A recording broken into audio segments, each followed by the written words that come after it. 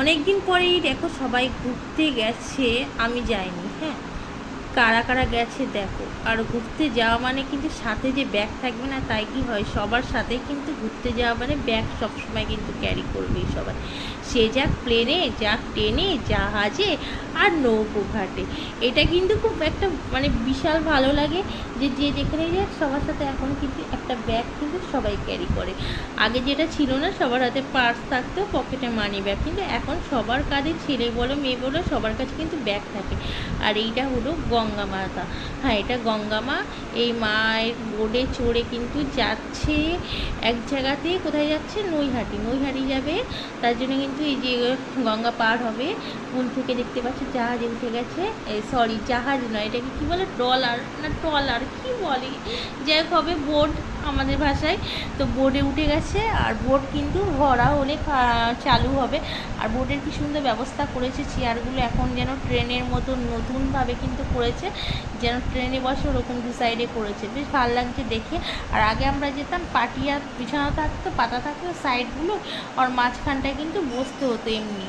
এখন যাই হোক ভালো করেছে, খুব ভালো লাগছে দেখেও, কিন্তু মিসও করছি। আর এই যে এই ওই পাড়ে যাবে, ওই যে পাড় দেখতে পাচ্ছ, ওটা হচ্ছে নৈহাটির পাড়। আর ওই পাড়ে আছে বড় মা। তোমরা কারা কারা বড় মাকে জানো অবশ্যই কমেন্ট করে বলো, আর যাই বড় মা বলো। তা যাচ্ছে কিন্তু নৈহাটির ওপারে, আর ওপারে বড় মার ওখান দিয়ে যাবে, কিন্তু পার হলেই কেন বড় মাকে দর্শন হয়েই যাবে, যদিও মন্দিরের ভেতরে যাক বা না যাক, সেখানে পার হয়ে কিন্তু যেতে হবে। আর এই যে নৈহাটির ঘাটের কাছে কিন্তু চলে এসেছে প্রায়। আর জলটা কি সুন্দর, তাই না বলো? একদম দেখো সবুজ হয়ে রয়েছে জলটা।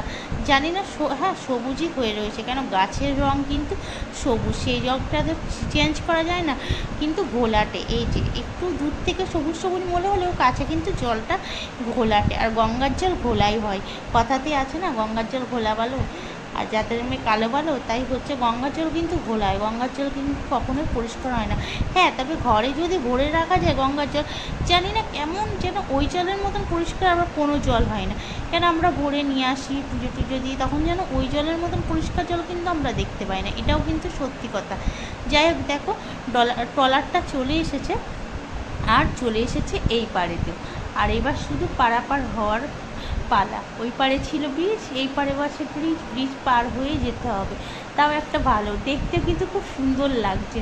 আমার তো খুব ভালো লাগে এই ট্রলার চড়তে। হয়তো লাইফে কতবার চড়েছি মনে নেই, খুব একটা বেশি খুব চড়িনি, এটা মনে আছে হয়তো 10 থেকে 12 বার, কি তার বেশি 15 বার, তার বেশি নয়।